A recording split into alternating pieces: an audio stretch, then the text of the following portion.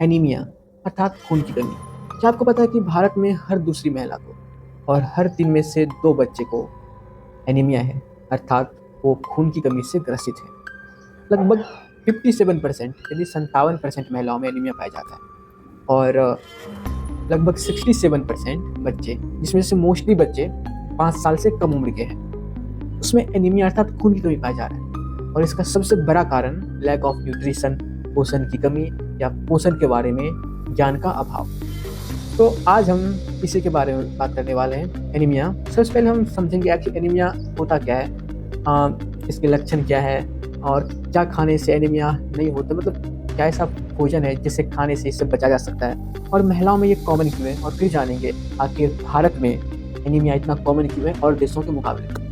तो हेलो दोस्तों, मेरा नाम है आलोक राज और मैं अभी 3rd ईयर MBBS का स्टूडेंट हूँ और हम आपको बता रहे हैं आपके बॉडी के बारे में और इनके कार्य अर्थात फंक्शन के बारे में बिल्कुल आसान भाषा में। तो आइए शुरू करते हैं। एनीमिया, डॉक्टर हमेशा कहते हैं, मतलब आपने सुना होगा, डॉक्टर कहते हैं कि आपको खून की कमी है, अर्थात आपको एनीमिया है। इसका मतलब क्या होता है? एनीमिया खून की कमी अर्थात हमारे ब्लड में एक पदार्थ होता है हीमोग्लोबिन, वो जितना होना चाहिए उतना नहीं है, अर्थात हीमोग्लोबिन की कमी है।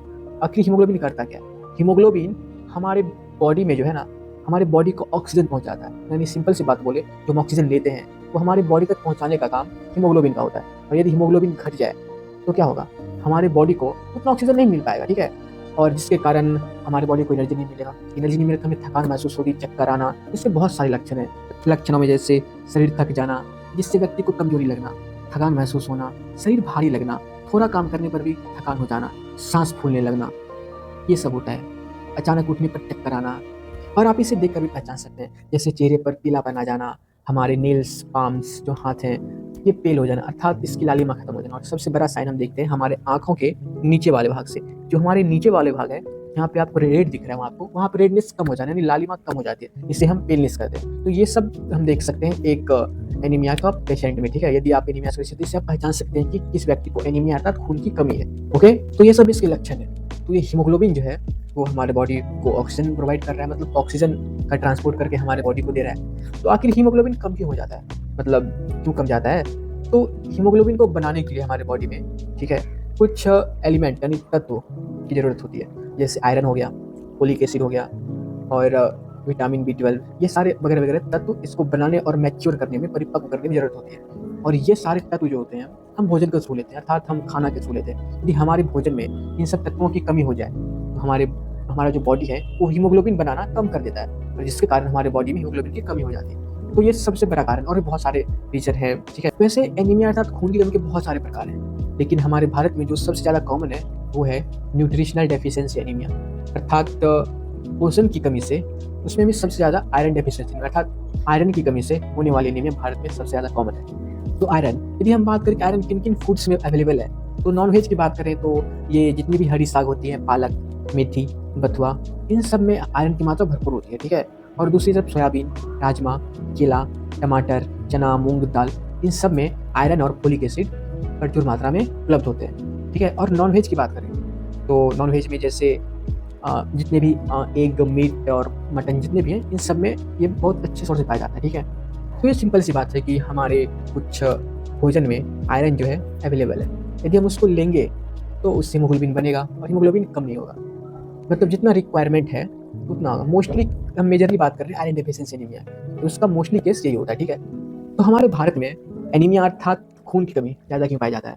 तो पहला रीज़न की बात करें तो है डाइट। यहाँ का मोस्टली लोग ना अपने भोजन में कार्बोहाइड्रेट ज़्यादा लेते हैं, जैसे रोटी, चावल, इन सब चीज़ों में कार्बोहाइड्रेट बहुत ज़्यादा होती है, लेकिन आयरन जो कि हरी साग सब्जी मिलती है वो लोग कम कंज्यूम करते हैं। और दूसरी बात, यहाँ के मोस्टली लोग वेजिटेरियन है, अर्थात वो सिर्फ वेज खाते हैं, और वेज में जो आयरन होता है वो नॉन हिम के फॉर्म में होता है, अर्थात नॉन हिम, एक होता है हिम फॉर्म और एक होता है नॉन हिम फॉर्म। जो नॉन हिम है, जो कि वेजिटेरियन पाया जाता है, उसका एब्जॉर्प्शन जो है हिम के मुकाबले कम होता है। जैसे कि यदि मान लें आपने नॉन वेज के थ्रू, मतलब वेजिटेरियन डाइट के थ्रू यदि आपने 100 आयरन लिए तो एब्जॉर्प्शन 85 हुआ, लेकिन यदि आप नॉन वेज के थ्रू 100 आयरन लेते हो, एब्जॉर्प्शन आपका, अब्सॉर्प्शन आपका हमारे इंटेस्टाइन में वो 70 हुआ। तो ये भी एक रीज़न है कि नॉन वेज में मोस्टली लोग नॉन वेज हैं और उसमें नॉन हिम फॉर्म आयरन पाया जाता है। और दूसरा रीज़न है चाय और कॉफ़ी। यहाँ के बहुत सारे लोग, मैक्सिमम लोग चाय और कॉफ़ी के आदी हैं, और वो चाय और कॉफ़ी खाने के साथ या मतलब खाने के 5-10 मिनट पहले पीते हैं, जो कि एक सबसे बड़ा रीज़न, मतलब ये भी एक बहुत बड़ा रीज़न है कि क्योंकि जो चाय और कॉफ़ी होती है, ये हमारे आयरन के एब्ज़ॉर्प्शन को कम कर देती है, तो इससे आयरन एब्ज़ॉर्ब नहीं हो पाता है। तो चाय और कॉफ़ी खाने के 1 घंटे पहले या 1 से डेढ़ घंटे बाद ही पीना चाहिए। खाने के मतलब इतना गैप ज़रूर होना चाहिए ताकि जो चाय या कॉफ़ी है, इसमें कुछ पदार्थ होते हैं जो आयरन के एब्ज़ॉर्प्शन को इफ़ेक्ट ना करें। तीसरा सबसे बड़ा कारण हम महिलाओं में ज़्यादा पाया जाता है, जिसमें कि क्योंकि उनमें जो है मेंस्ट्रुअल के थ्रू हर महीने लगभग बहुत सारा ब्लड लॉस होता है, और दूसरी तरफ वो आयरन सप्लीमेंट भी नहीं लेती है और प्रॉपर डाइट भी नहीं रखती है, जिसके कारण ये जो मेंस्ट्रुअल एज की फीमेल्स हैं लगभग 15 से 45 ईयर के बीच, उनमें एनीमिया बहुत कॉमन है इंडिया में, ठीक है। और दूसरा रीज़न ये भी हो सकता है कि 2 प्रेगनेंसी के बीच मिनिमम 2 से 3 साल का गैप होना चाहिए। यदि वो नहीं हो तो, क्योंकि प्रेगनेंसी में आयरन का डिमांड बढ़ जाता है और मिनिमम 2 से 3 साल चाहिए आयरन बॉडी के रिक्वायरमेंट को फिर से फुलफिल करने में जितना पहले था आयरन, ठीक है, ताकि प्रेगनेंसी में और ज़्यादा डिमांड होती है, तो मिनिमम 2 से 3 साल का गैप रहना चाहिए। यदि नहीं हो तो इसमें जो महिलाएं हैं उसके शरीर में आयरन की कमी हो जाती है। और अगला कारण हो सकता है जो कि एक क्रोनिक है, वो है वॉर्म इन्फेक्शन अर्थात चोक। आपने देखा होगा सरकार जो है एल्बेंडाजोल टैबलेट फ्री में बांट रही है, क्यों? क्योंकि हमारे भारत में मतलब ये क्रोनिक एनीमिया जो बच्चों में देखा जाता है और बड़ों में भी देखा जाता है, लेकिन मोस्टली बच्चों में कि उनमें यदि कोई जोक की हमारे आंत में यदि बीमारी हो जाए तो वो धीरे धीरे ना हमारे ब्लड से करते रहते हैं, जिस कारण क्रोनिक एनीमिया के पेशेंट इसमें बहुत ज़्यादा मिलते थे, लेकिन अब धीरे धीरे ये कम होता जा रहा है क्योंकि एल्बेंडाजोल सरकार फ्री में चला रही है। तो ये भी एक बड़ा रीज़न है वॉर्म इन्फेक्शन अर्थात जोक की बीमारी। अगला कारण गरीबी। यहाँ के मोस्टली लोगों की आय बहुत ही कम है, जिसके कारण वो 2 वक्त की रोटी और अपना इलाज जो है वो मुश्किल से करा पाते हैं। तो वो कहाँ से प्रोटीन रिच डाइट या आयरन रिच डाइट लेंगे? तो ये भी होता है, जैसे ही अभी मैं देखता हूँ कि जैसे ही कोई महँगाई बढ़ जाती है, तो लोग हरी साग-सब्ज़ी खाना छोड़ देते हैं और वो उसका अल्टरनेटिव ढूँढ लेते हैं। तो ये भी गरीबी एक बहुत बड़ा रीज़न बन सकती है एनीमिया का। और दूसरी तरफ लोगों में ज्ञान का अभाव भी होता है। लोग थोड़ी कमज़ोरी है बोलकर अक्सर छोड़ देते हैं, जिसके कारण एनीमिया जो है क्रोनिक फेज़ में चला जाता है। तो महिलाओं में अक्सर देखा जाता है पुरुषों के मुकाबले ज़्यादा एनीमिया पाया जाता है, खून की कमी पाई जाती है, ठीक है। आप यदि नोटिस किया होगा कि आपके यदि घर में आस-पास कोई ना कोई ज़रूर होगा जिससे खून की कमी होगी।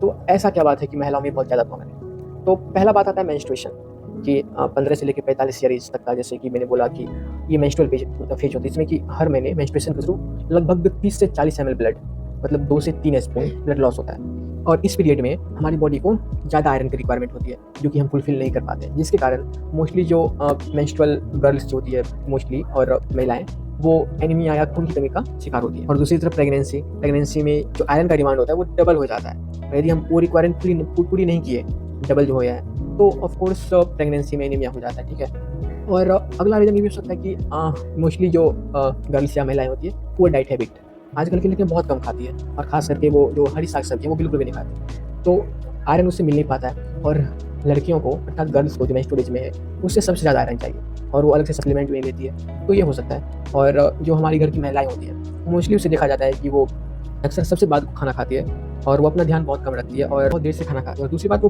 बासी बासी जो रात का बचा हुआ है वो भी खाती ताकि बर्बाद ना हो। और तीसरी बात, वो फास्टिंग बहुत ज़्यादा करती है, यहाँ की जो लेडीज़ होती है, महिलाएँ होती है, तो जिसके कारण उसमें न्यूट्रिएंट की कमी हो जाती है। तो इससे कैसे बचा जा सकता है? तो पहला, हमें बैलेंस डाइट खाने की कोशिश करनी चाहिए, ठीक है। हालाँकि अवेलेबल उतना नहीं होता है, फिर भी हमें पूरी कोशिश करनी चाहिए हरी साग-सब्जियाँ खाने की। इसे अवॉइड बिल्कुल भी नहीं करना चाहिए, क्योंकि अक्सर लोग सोचते हैं हम चावल-दाल खा रहे हैं, रोटी सब्ज़ी, और ख़ास करके लोग आलू ज़्यादा खाते हैं, तो कम करना चाहिए। हमें हरी साग, ख़ास करके साग, सोयाबीन सब ज़्यादा खाना चाहिए। और प्रेगनेंसी और मेंस्ट्रुएशन में आप आयरन और फोलिक एसिड के सप्लीमेंट ज़रूर लें। चाय हो या कॉफ़ी खाने के 1-2 घंटे पहले या 1-2 घंटे बाद ही पिएँ। खाने के मतलब नहीं होना चाहिए, क्योंकि हमारे एब्ज़ॉर्प्शन को कम कर देती है। और सरकार जो एल्बेंडाजोल टैबलेट जो फ्री में बाँट रही है ना, उसे खाना चाहिए, ठीक है।